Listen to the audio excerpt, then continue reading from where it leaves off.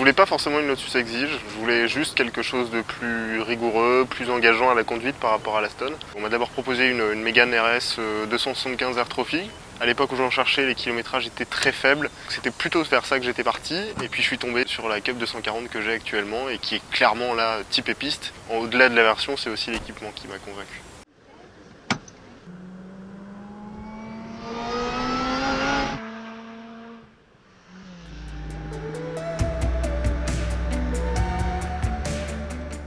La Cup 240 déjà, au départ, elle est un petit peu différente.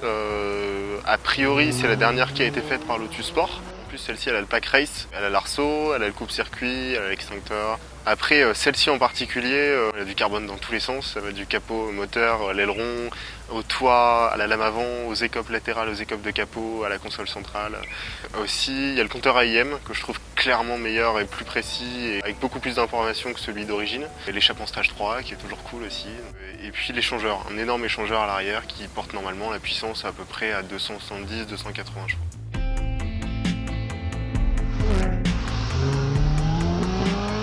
Les principales qualités de la voiture, je pense qu'il y a déjà le toucher de route qui est particulièrement incisif, particulièrement engageant à la conduite.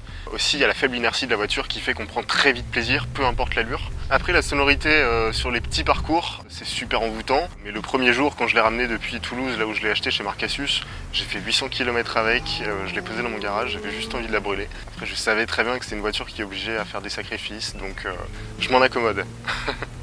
Ce qui m'agace un peu sur cette voiture, c'est le manque de couple en fait à bas régime.